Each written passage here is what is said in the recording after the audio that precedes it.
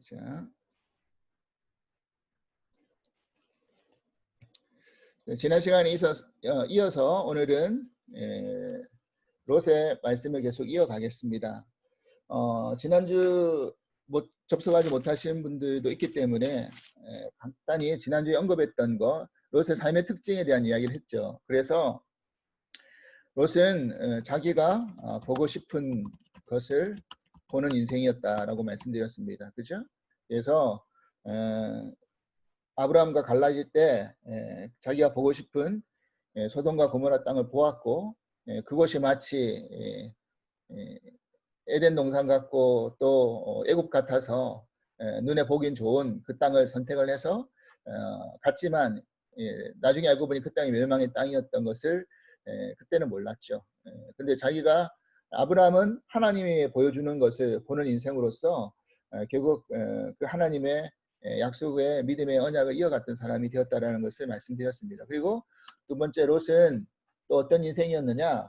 세상적으로 오늘 19장 1절에 보니까 성문에 앉았다라는 표현이 어떤 높은 위치 그리고 어떤 무엇을 재판할 수 있는 그런 유지나 어떤 고위 관직을 가진 사람들이 성문에 앉을 수 있는 그런 권한을 가지고 있었던 것이죠. 그래서 이런 것으로 추측해 보아서, 그리고 나중에 소돔 고모라 사람들이 너가 우리의 법관이 되려고 하느냐라는 그런 표현을 보아서라도 뭔가 이 소돔과 고모라라는 땅에서 이민자죠. 성공의 삶을 살았습니다. 하지만 그 성공의 삶 속에 숨겨진 이면에 어떤 삶이 있었다고 했습니까? 천사를 대접하는 그 모습이 그 앞장 18장에 등장한 아브라함에 대접하는 모습과는 차별성을 보였죠. 그래서 비록 성공한 삶이었는지 모르지만 그 삶은 인색하기에 그지없는 삶이었다라는 것을 알 수 있습니다. 그래서 롯의 특징을 이렇게 두 가지로 설명을 먼저 드렸어요, 지난 시간에. 그래서 오늘은 그러면 롯의 세 번째 특징, 오늘 말씀 읽는 과정 말씀을 안에서 우리가 살펴볼 건데, 세 번째 롯의 삶의 특징은 뭐냐? 세상의 도리를 쫓는 인생이었어요. 자, 이게 오늘 본문에 보면 이런 표현이 등장하거든요. 우리가 읽지는 않았는데 어떤 말씀이 있느냐면 그 19장 마지막 31절에 보면 이런 단어가 있습니다. 보면 뭐라고 되어 있느냐면, 큰딸이 작은딸에게 이르되 우리 아버지는 늙으셨고 온 세상 도리를 따라 우리의 배표될 사람이 이 땅에 없다 그랬어요. 자, 그러니까 이 롯의 가정의 그 가치가, 우리는 그 가정에 보통 가언이라는 게 있잖아요. 이 가정의 가치가 뭐냐면 항상 세상의 도리를 쫓는 인생이었다라는 것이죠. 자, 이 소돔과 고모라는 세상을 상징한다고 그랬습니다. 근데 이 땅이 어떤 땅이냐? 창세기 이미 하나님이 그 롯이 그 땅을 선택할 때 그 땅이 어떤 땅이었는지에 대해서 하나님이 이미 그 땅에 대해서 경고하시고 말씀을 하신 구절이 있어요. 그게 어디냐면 창세기 13장 13절을 보십시오. 창세기 13장 13절에 보면 이런 표현이 등장합니다. 뭐라고 되느냐면, 소돔 사람은 여호와 앞에서 악하며 큰 죄인이었다. 소돔 사람은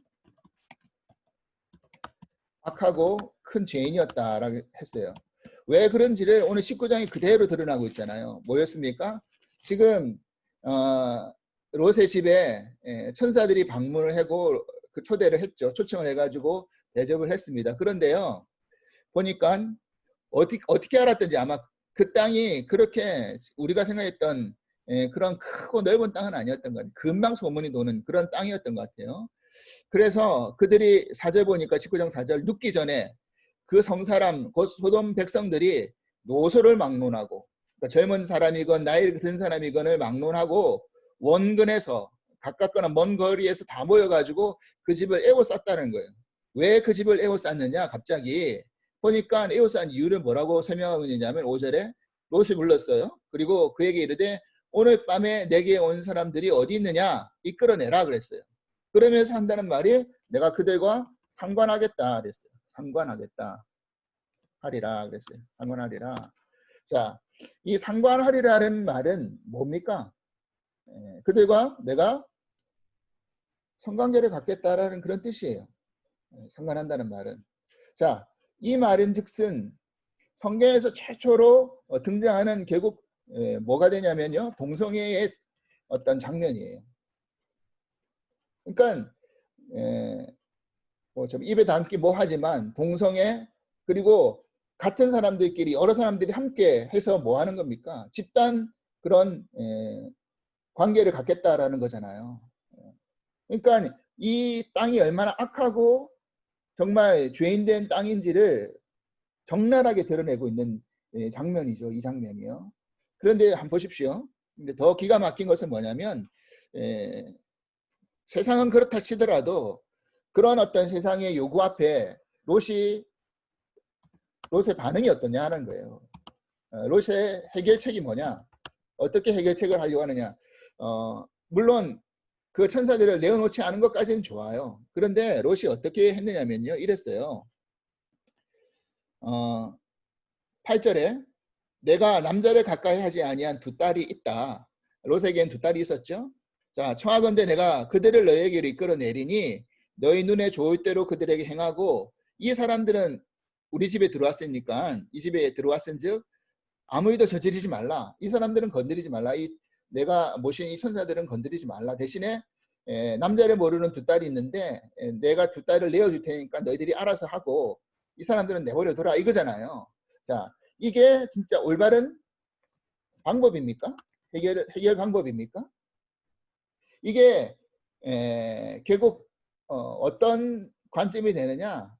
롯의 가치관이 세상 안에서 그런 방법이 그렇게 살았다는 거예요. 이미 그 땅이 그런 방법 안에서 아무런 문제가 없는 그런 해결책이었다라는 거예요. 자, 이 두 딸이요. 나중에 보니까 금방 천사가 이 땅을 멸하겠다라고 해서 천사가 온 건데 그 두 딸을 두 딸에게는 누가 있었습니까? 사위가 있었어요. 결혼할. 그죠? 결혼을 정혼한 사위가 이미 있었다라는 거 아닙니까?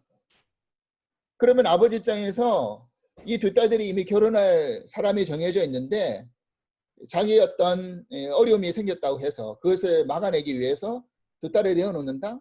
그리고 그런 걸 관계를 해도 아무 문제가 되지 않는다. 이게 그 사회 안에의 가치관이었다는 거예요. 아무 문제가 되지 않는. 그래도 뭐 결혼하거나 이렇게 하는데 아무 지장이 없으니까 두 딸을 내어놓았겠죠. 롯이. 그게 세상의 방법이었다는 것이죠. 그러니까 이게 얼마나 어리석고 또 얼마나 정말 안타까운 모습이냐는 거예요. 자, 이 천사들이 왜 이 소돔과 고모라를 방문했고 또 롯의 집에서 그 이유를 설명할 때 이 땅의 죄악의 관영함을 보고 멸망시키려고 했다는 것이죠. 근데 그걸 이미 아브라함에게 나타난 천사가 이미 그것을 예고를 했어요. 그렇게 하겠다. 근데 잘 보세요. 이 부분을 먼저 일단 살펴보겠습니다.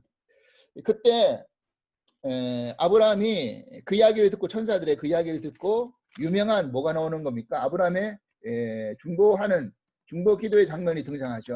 이때 아브라함이요 천사의 그 말을 듣고 이렇게 이야기한 겁니다. 의인에 대한 이야기죠. 아니 그 땅에 하나님 의인이 있는데 그 의인을 봐서라도 멸망시킬 수 있겠습니까? 그러면서 제일 처음 아브라함이 그 천사들에게 몇 명을 이야기했느냐면 혹시 그 땅에 의인 50명 있으면 그 땅 멸하시겠습니까? 그러니까 하나님이 뭐라고 그랬습니까?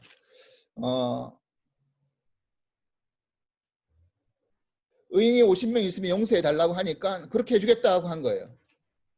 그러다가 가만히 생각해 보니까 이건 너무 많은 것 같죠? 그러니까 아브라함 입장에서 너무 크게 불렀던 것 같아요. 그래서 5명 줄였어요. 의인 45명 있으면 그 땅을 멸하시겠습니까? 아니 용서해 주시겠습니까? 내가 45명만 있어도 그러면 내가 용서해 주겠노라. 그러니까 또 안 되겠는 거예요. 아브라함이. 그 다음에 또 숫자를 줄이죠. 이번에 또 5명 줄이죠. 40명 있으면 어떻게 했어요 하나님? 그러니까 40명도 오케이. 자, 근데 이것도 안 되겠는 것 같죠? 그래가지고 의인 30명 어때요 하나님? 좋다. 의인 30명 괜찮아. 근데 의인 30명도 아니야. 자, 그 다음에 또 딜하죠. 20명 어때요, 하나님? 좋아. 하나님 그까지 했어요.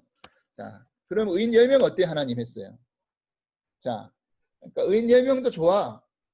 그러니까 가만히 생각해 보면 우리가 일반적인 어떤 해석의 어떤 방법으로 숫자를 이렇게 계산을 해보면 소돔과 고모라에 롯과 그의 아내가 있고 딸이 2명 있잖아요. 이제 결혼할 사이도 있어요. 그러면 적어도 8명 어떻게 되죠? 6명인가요? 예, 6명이죠. 롯의 가정만 따지면 6명이 되죠. 플러스 그래도 4명 정도는 더 있지 않겠느냐라는 계산 안에서 아브라함이 10명을 이야기했겠죠. 왜 그러면 5명까지 낮추면 아니 이왕 딜할 것 같으면 아브라함이 한 5명 이야기해가지고 거기에 롯의 가정 6명 있으니까 그 사이까지 다 합쳐서 최대한 합쳐가지고 멸망당하지 않았었겠느냐. 왜 이렇게 딜하지 않았지? 이게 아니에요. 여러분 이게요. 어떤 10명이라는 숫자는 우리가 그 완전 숫자나요. 하여튼 우리가 그 완전의 어떤 최소치의 단위예요, 사실은. 근데 사실은 의인 10명이고 아니고 그게 중요한 문제가 아니라는 것을 어떻게 알 수 있느냐면요. 예레미야 보겠습니다. 예레미야. 성경 예레미야 5장 1절 말씀을 볼게요. 예레미야 5장 1절 말씀. 예레미야 5장 1절에 보면요. 이렇게 되어 있어요. 너희는 예루살렘 거리로 빨리 다니며 그 넓은 거리에서 찾아보고 알라. 너희가 만일 정의를 행하여 진리를 구하는 자를 한 사람이라도 찾으면 내가 이 성읍을 용서하리라 그랬어요. 여기서 몇 명 찾으면? 한 명만 찾으면.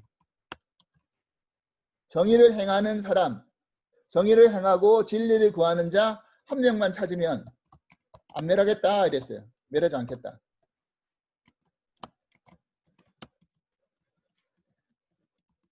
한 명만 찾으면.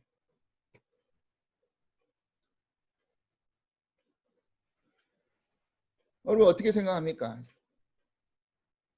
아브라함이 딜을 5명 하지 않아서 소돔과 고모라 땅이 멸망당한 겁니까? 아니에요. 하나님 의인 한 사람만 있어도 내가 멸하지 않겠노라라는 이 말은 그 땅에 의인 하나님이 생각했던 의인이 없다라는 이야기잖아요. 기준자가 찾는 사람이 없었다라는 이야기가 되잖아요. 그죠?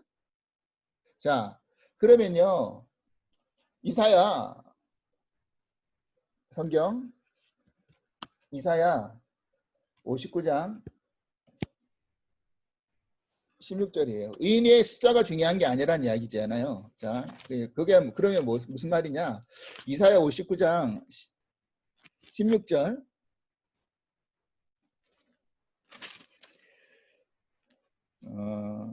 13절부터 16절 말씀을 보면요. 이렇게 되어 있어요. 이사야 59장.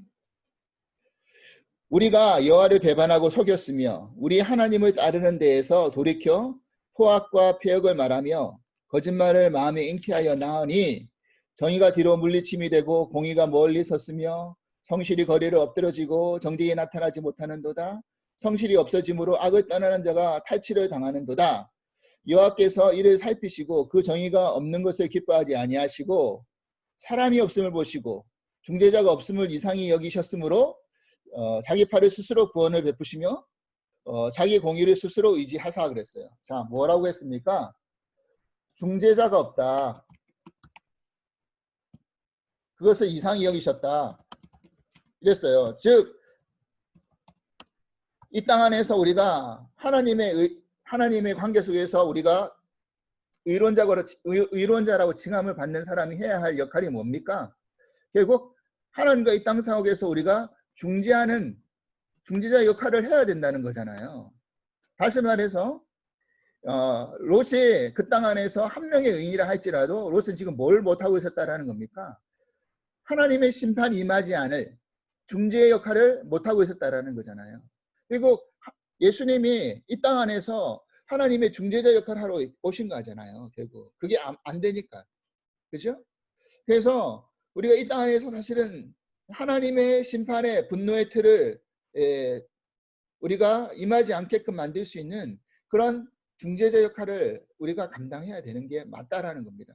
그런 역할을 하지 못했다라는 거예요. 우리는 이것을 이제 다시 말해서 우리는 세상이 정말 악합니다. 알고 있어요. 근데 세상이 악하다라고 이야기하면서 왜 세상이 왜 이렇게 불의하냐라고 이야기하면서 그렇게 불의한 걸 알면서 너희는 나라와 가정을 위해서 왜 중재하지 않느냐. 이거죠. 왜 기도하지 않느냐. 이걸 이상히 여겼다.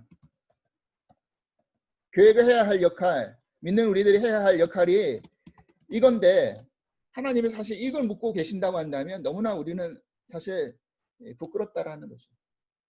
그죠? 자, 그래서 성경 말씀 에스겔 22장 29절에서 31절 말씀을 찾아보면요. 에스겔 22장 29절에서 31절 있으면 이 땅 백성은 포악하고 강탈을 일삼고 가난하고 궁핍한 자를 압제하고 나그네를 부당하게 학대하였으므로 이 땅을 위하여 성을 쌓으며 성문의 진대를 막아 서서 나로 하여금 멸하지 못하게 할 사람을 내가 그 가운데서 찾다가 찾지 못하므로 내가 내 분노를 그들 위에 쏟으며 내 진노를 그 불로 멸하여 그를 행위대로 그들 머리에 보응하리라. 주 여호와의 말씀이다.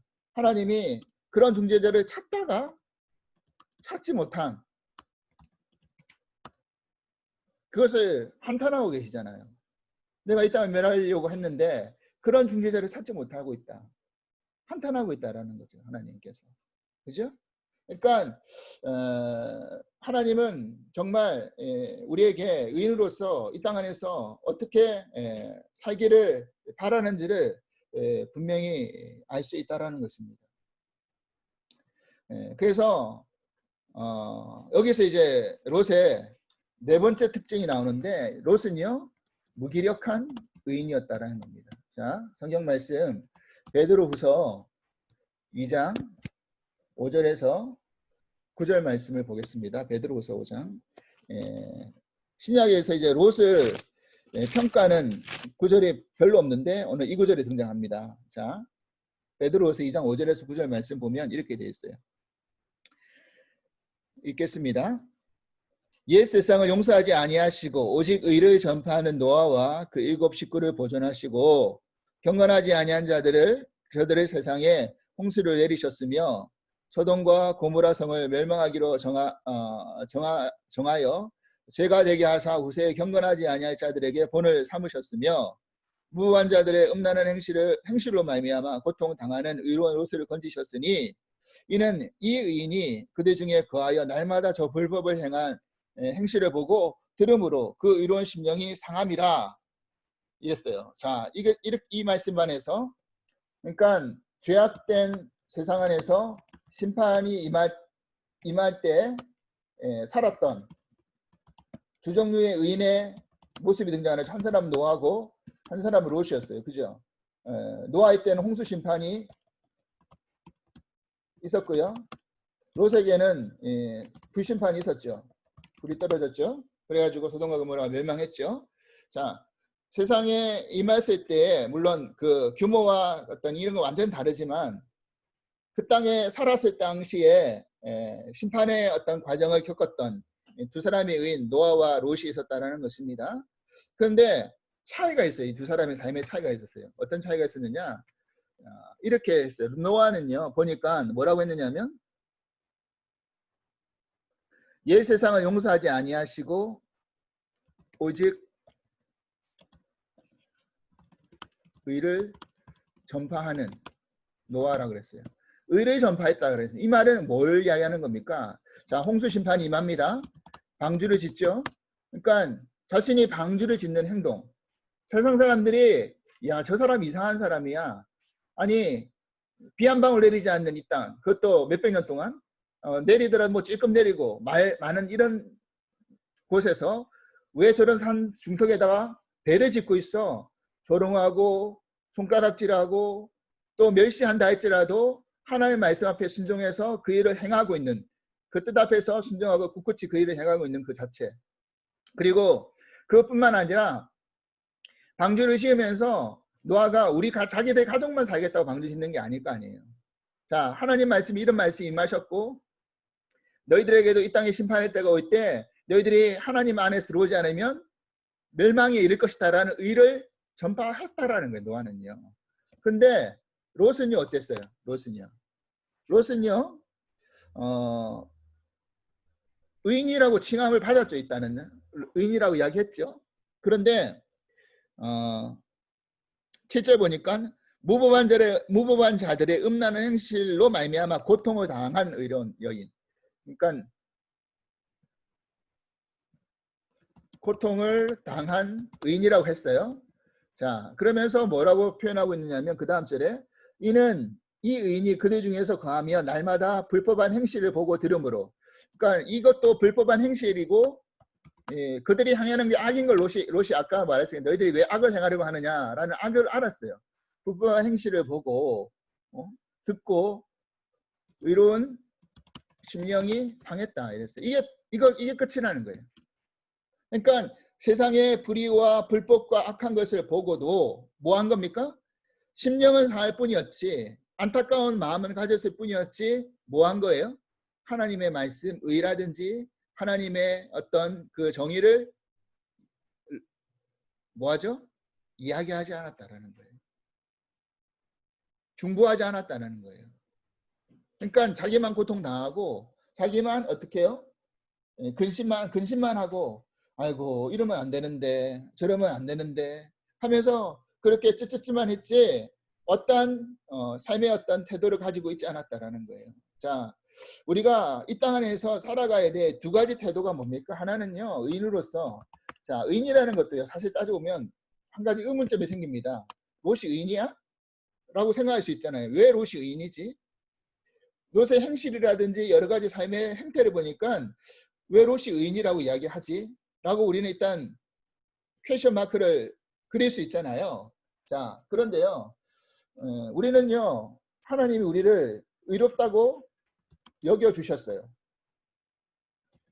우리를요. 근데 우리의 삶의 모습이 의인이라고 칭함받을 만한 모습이 됩니까? 이것도 사실 퀘스천이죠. 우리 모습을 보더라도요. 근데 이게 사도행전 13장 39절 말씀을 한번 보세요. 사도행전 13장 39절.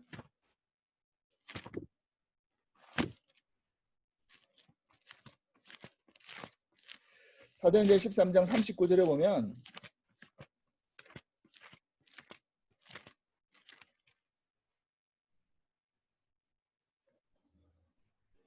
뭐라고 되어 있습니까? 우리는 13장 39절 또 모세의 율법으로 너희가 의롭다 하심을 얻지 못하던 모든 일에도 이 사람을 힘입어 믿는 자마다 의롭다 하심을 얻는 이것이라 그랬어요. 자, 이 사람이 누굽니까? 그리스도죠. 그리스도로 말미암아 우리가 뭐 하다고요? 의롭다 하심으로 우리가 받았다는 거예요. 그죠? 의롭다 하심을 얻었다 그랬어요. 의롭다 하심을 얻었다. 그죠? 우리는요. 우리가 어떤 의로운 행실과 기준과 자격과 조건과 실력이 있어서 의인이 아니에요. 예수 그리스도로 말미암아 우리가 의롭다 하심을 얻은 것뿐이에요. 이걸 우리가 잃어버리지면 안 된다는 겁니다. 그러니까 우리가 이 땅 안에서 살아갈 때 해야 할 방법이 뭡니까? 예수 그리스도를 힘입어 중재하고 기도하고 전파하는 거예요. 이게 사실 우리가 이 땅 안에서 해야 할 역할인 거예요. 의인으로서 해야 할 역할인 거죠. 내가 이 땅 안에서 의롭게 살고 정의롭게 사는 이게 중요한 문제가 아니고요. 이거는 내 의를 드러내는 것뿐이고요. 내가 이 땅 안에서 예수 그리스도를 자꾸 드러내야 되는 거예요. 그러니까 나의 의로움을 드러내는 게 아니라 예수 그리스도의 의로움을 드러내는 삶을 살아야 된다는 거예요. 그 나의 의로움이 나의 자랑으로서 드러내는 게 아니라 사람들이 나의 어떤 의로움의 모습을 보면서 나를 바라보고 나를 칭찬하는 그런 삶을 살았다고 한다면 그건 잘못된 삶이에요. 아, 저분을 보니까, 저 삶을 보니까 예수 그리스도를 믿고 싶다. 그죠? 예수 그리스도의 의로움이 자꾸 드러나야 된다니까요. 나는 의로운 사람이 아니면 나는 이런 사람이 아니었습니다. 예수 그리스도의 의로움으로 나는 힘입어서 은혜로서 나는 이런 일을 감당합니다. 하면서 예수 그리스도를 드러내고 예수 그리스도를 힘입어서 기도하고 중재하는 역할을 해야 할 역할이 의인의 역할이라는 거예요. 우리는 이 땅 안에서 이 세상의 말세의 종말의 심판의 때를 살아가는 이 땅 안에서 우리는 이것을 놓쳐버리면 안 된다는 것입니다. 이 롯의 시대를 우리가 생각하면서. 그죠? 여러분, 한 가지 더 주제가 뭐냐면요. 동성애가 죄죠. 그러면 동성애자는 그 죄를 행하는 죄인이 맞아요. 하지만 우리는요, 죄는 용납하지 않아야 됩니다. 하지만 죄인은 용납해야 되죠. 이 차이를 잘 알아야 됩니다. 여러분, 우리가 이제 이 연합감리교회가 이 동성애 문제를 가지고 교단이 이제 내년에 거의 이제 분리될 거라고 그렇게 이야기되고 있어요. 사실 올해 총회가 열려가지고 교단 분리 문제를 이야기하려고 했지만 코로나 바이러스 문제 때문에 내년으로 미뤄졌죠. 물론 내년에 또 어떻게 될지 모르겠지만 일단 예상은 아마 거의 전통과 보수와 진보 쪽에서 전통은 동성애를 반대하는 입장에서 유지할 것이고 그런 교회들이 모일 것이고 진보 쪽은 용납하자는 쪽에서 그렇게 갈 겁니다. 그래서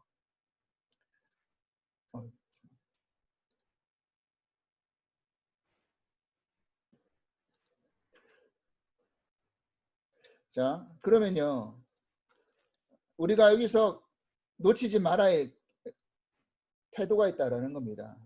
무슨 태도인가? 자, 죄는 용납하지 말아야 되지만, 용서하지 말아야 되지만, 죄인은 용서해 줘야 되잖아요. 이게 우리의 자세입니다. 그러니까 여러분, 이성애자도요, 이상한 사람 많아요. 그죠? 변태도 많고요. 이들도 죄인이에요. 죄인들도 많아요. 이성애자라고 다 문제가 없는 게 아니잖아요. 그러니까 동성애를 추구하는 것이 물론 죄된 모습이지만 그들을 우리가 하나님 말씀 안에서 품어주고 용서해주고 그들이 말씀 안에서 회개하고 변화되기를 우리가 어떻게 해야 되는 거죠? 가르쳐줘야 되는 거죠. 알려줘야 되는 거죠. 이게 중요하다는 것입니다. 여러분, 이걸 우리가 잃어버리지 말아야 된다는 거죠. 그죠? 이 자세를 우리가 견지하고 있어야 된다는 겁니다. 그래서 이들을 위해서 우리가 뭐 하는 겁니까? 그리스도를 전파하는 거죠. 결국 이 문제를 우리가 이길 수 있는 방법은 저들이 교회 안에 들어오지 말라고 배척하는 게 아니라 그들을 받아들일 수는 있대. 어떻게 받아들여야 된다는 겁니까? 그들이 회개하고 회심하고 돌이키기를 위해 우리가 기도해주고 말씀을 전해줌으로 그들이 바뀔 수 있기를 우리가 애써서 노력할 수 있는 자세를 견지하고 있어야 된다는 겁니다. 품어줄 수 있는 자세, 용납해 줄 수 있는 자세. 이게 우리가 필요한 자세라는 거죠.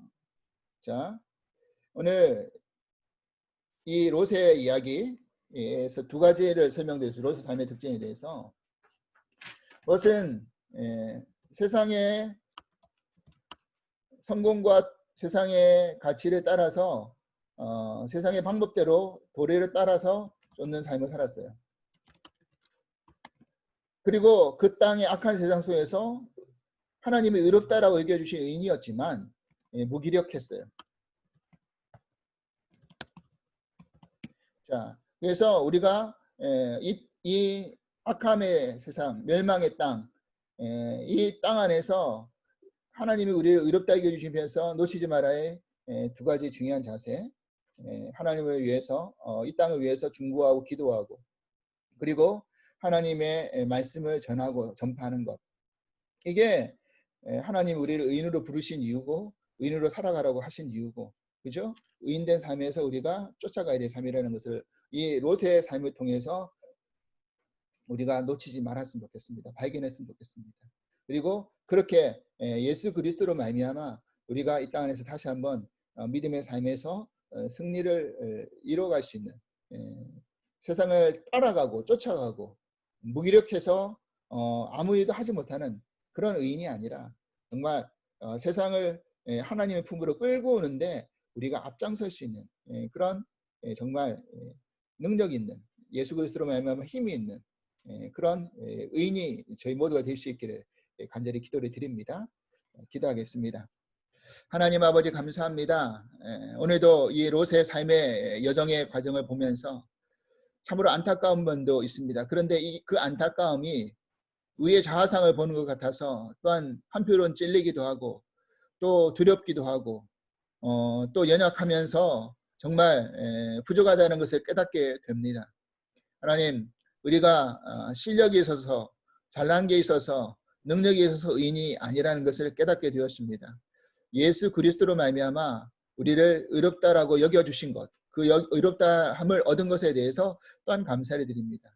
그렇기 때문에 우리가 이 땅에 살아가는 방법 또한 예수 그리스도로 말미암아 살아가게 하여 주시고 예수 그리스도의 능력을 힘입어 하나님의 말씀을 전하고 또 이 땅을 위해서 중보하고 기도하는 사람이 될 수 있도록 허락하여 주시옵소서.